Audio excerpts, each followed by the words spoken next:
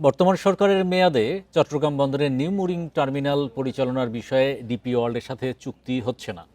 সচিবালয়ে এমনটা জানিয়েছেন নৌ উপদেষ্টা।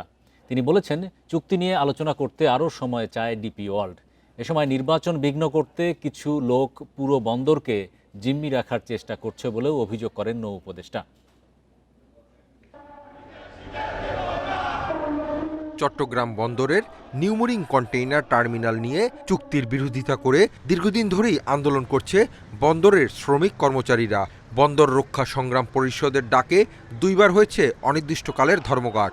জেটি ও বহির্নোঙরে জাহাজ আটকে থাকায় বন্ধ পণ্য খালাস ও সরবরাহ।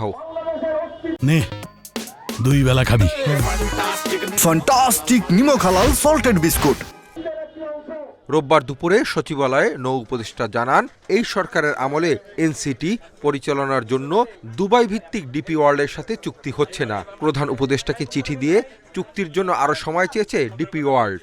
ডিপি ওয়ার্ল্ডের ব্যাপারে এখনো চলমান এবং একটা চিঠি ডিপি ওয়ার্ল্ড প্রধান উপদেষ্টাকে দিয়েছে, যে মেসেজটা আমি পেয়েছি, যে তারা আরও সময় চায়। যেহেতু আমরা যেই জায়গায় আছি সেই জায়গায় আসতে তাদের আরও সময় প্রয়োজন।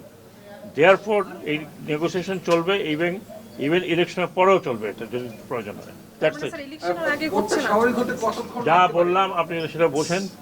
উপদেষ্টা অভিযোগ করেন, রমজান ও নির্বাচনের আগে কিছু লোক পুরো বন্দরকে জিম্মি করার চেষ্টা করছে। আন্দোলনের কারণে বন্দর এলাকায় ভোট গ্রহণে বিঘ্ন হলে পুরো নির্বাচন প্রশ্নবিদ্ধ হবে। ইলেকশনটা যদি ওখানে ঠিকমতো না হয়, এটা নিয়ে সমগ্র দেশের ইলেকশন নিয়ে কথা উঠবে। আউটার র্যাঙ্ক করে যে পড়ে আছে ছোলা, ডাল, তেল, 18 কোটি মানুষকে তারা জিম্মা রাখছে।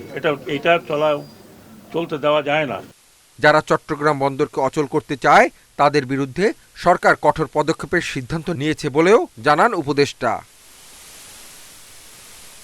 Hasif Mahmud Shah, independent news, Dhaka.